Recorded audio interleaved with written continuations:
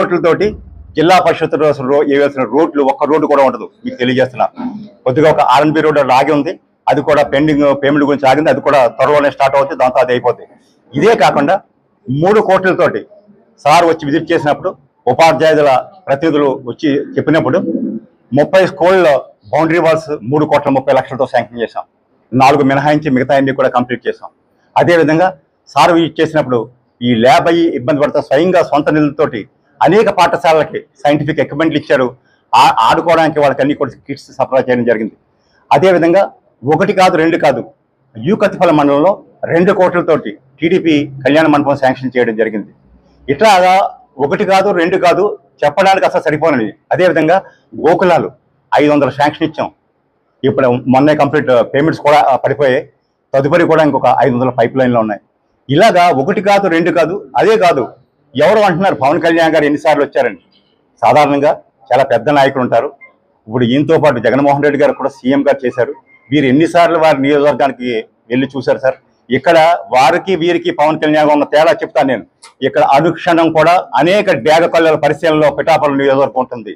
నేనే కాదు, నాతో పాటు 10 విభాగాలు పనిచేస్తాయి. ఇక్కడ స్వతంత్రంగా పీడీ అనే వ్యవస్థను ఏర్పాటు చేశారు. దానికి ఒక డైరెక్టర్ని అపాయింట్ చేశారు. వారు నివేదిస్తారు. ప్రతి సోమవారం కూడా ఇక్కడ గ్రీవెన్స్ జరుగుద్ది. ఇచ్చిన ప్రతి గ్రీవెన్స్ కూడా సార్ దృష్టికి వెళ్తుంది. మాకు వచ్చిన ప్రతి గ్రీవెన్స్ కూడా సార్ దృష్టికి వెళ్తుంది. ఇక్కడ ఆషామాషిగా కాదు, ప్రతి గ్రీవెన్స్ ని కూడా అటెండ్ అయ్యేటువంటి వ్యవస్థ పవన్ కళ్యాణ్ గారు ఇవాళ మంగళగిరిలో ఏర్పాటు చేశారు.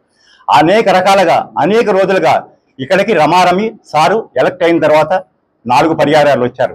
4 పర్యాయాల్లో కూడా ప్రతి చోట రెండోసారి వచ్చినప్పుడు 30 విన్నపాలు తీసుకున్నారు. రోడ్డు వారీగా ఇచ్చిన ప్రతి విన్నపాన్ని, అది రోడ్డు కావచ్చు, వ్యక్తిగత సమస్య కావచ్చు, పెన్షన్ కావచ్చు, లేకపోతే వారి కుటుంబాలకు సంబంధించి కావచ్చు. ఇక్కడ అదేవిధంగా వచ్చిన ప్రతి సమస్య ప్రతి నిమిషం కూడా సార్కి నివేదిస్తాం.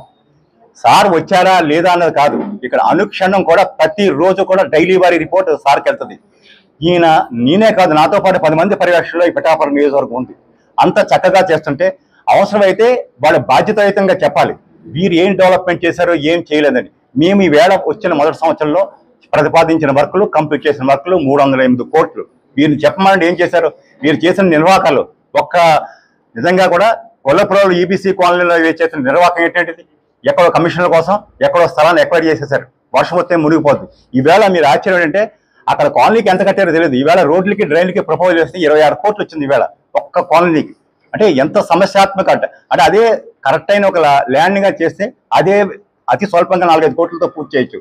ఇన్ని అవకాశాలు చేసి ఇంత అధోగతిని పాలు చేసి ఇంత పెద్ద ఎత్తున అభివృద్ధి జరుగుతుంటే ఇటువంటి మాటలు మాట్లాడటం చాలా దారుణం, అన్యాయం. దాన్ని తీవ్రంగా ఖండిస్తూ